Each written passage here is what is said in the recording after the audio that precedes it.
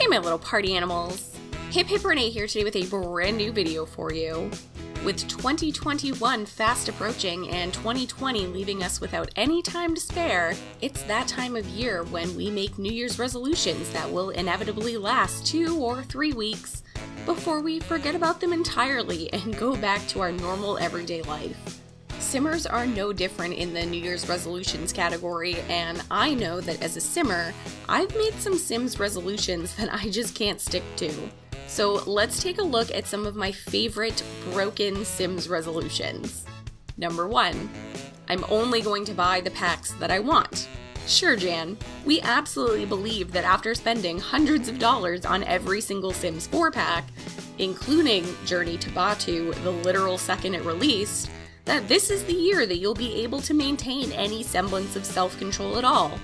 We all know that the second the Sims team drops the Void Critter stuff pack that you're going to be throwing your credit card numbers back into Origin like the goths at a Victorian furniture sale.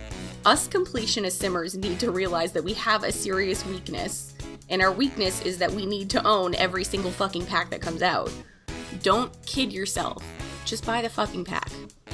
Number 2, I'm not going to buy any more packs.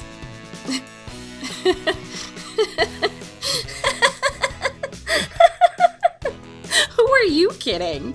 You're telling me that if The Sims drop the Farm Life expansion pack right now that you're not going to go buy it immediately? We've seen you. We've seen you in the guru's tweets asking for specific features and packs.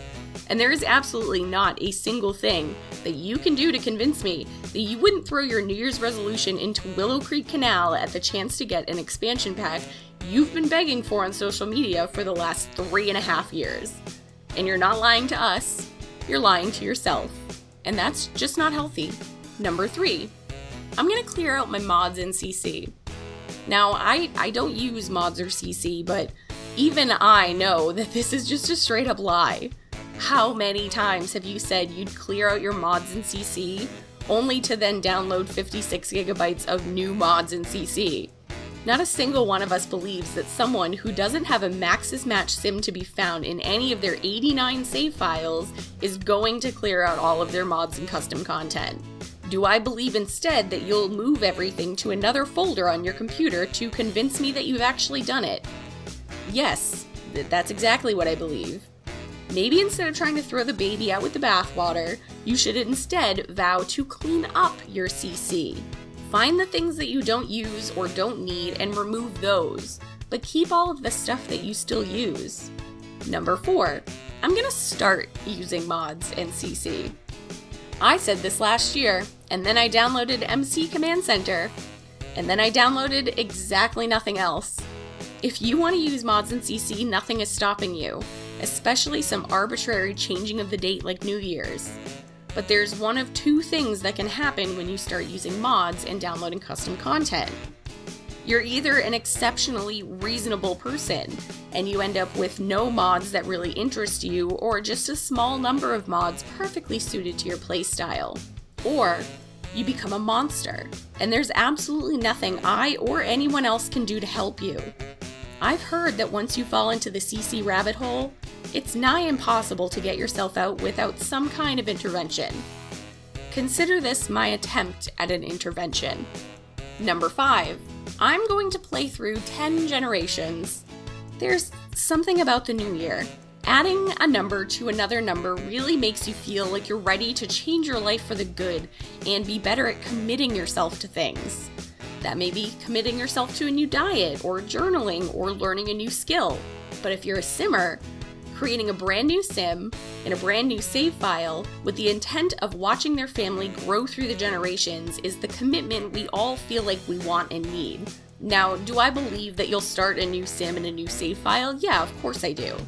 Do I also believe that you'll end up going overboard with your sim having children and end up not playing because you have 1 adult, a dead husband, and 6 toddlers? Yes, I absolutely also believe that. Number 6, I won't kill my Sims. Again, the new year. Time to turn over a new leaf of being a magnanimous god who doesn't trap Sims in a 1x1 worm just to get rid of them. A new leaf of being so nice that you don't purposely hold your Sim's wedding outside during a lightning storm. A new leaf of not putting fences around your pools. The thing is, though, once you get a taste for sim blood, there's nothing that can satiate your need quite like, well, Sims blood. Sometimes you just gotta kill off a sim or 17. I get it, and honestly, I'm for it. The sheer overwhelming amount of sim murder keeps my murder builds right up at the top of my gallery downloads. So thank you, you absolute psychopaths. Number 7. I will not cheat my Sims money. Y'all are killing me. You actually think that after years and years of cheating your Sims so much money, you'd think that they were part of the land grab legacy, that you're just gonna quit cold turkey because of the new year? I don't think so. I see exactly how this is gonna go. You're gonna start your Sim off in a starter house and think, oh, but if I just had a few more rooms. And you'll download a new house and free real estate your Sim right into that house because after all, you're not giving them money, just a better place to live. But then there's a festival, and I really need to finish this aspiration of buying things at the festivals, so I'll just rosebud them a few $1,000s to get them by. It is a slippery slope to motherload, my friends. Just get over yourself and live your best cheating life. Number 8. I'm gonna step out of my comfort zone.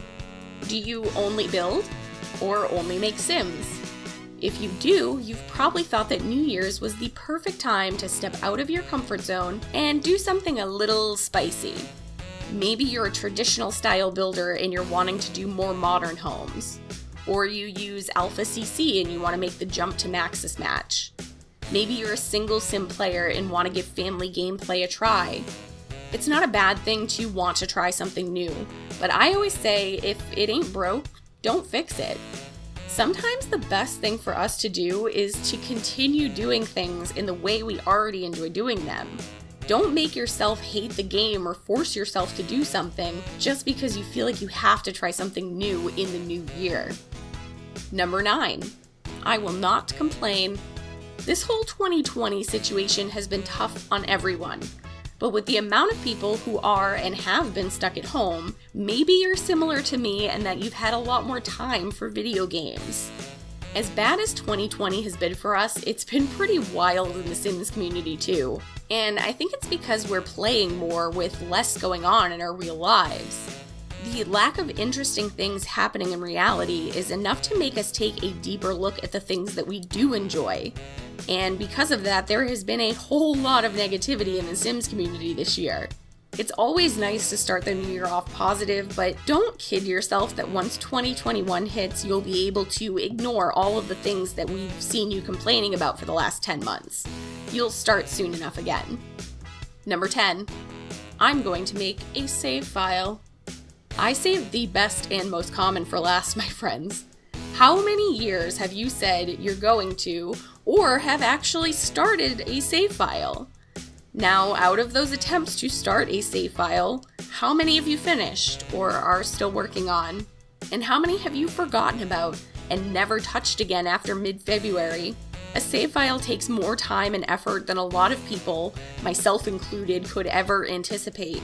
And as much as I love the idea of creating a save file, the fact of the matter is that if you really want to do it, you should do it regardless of some arbitrary date.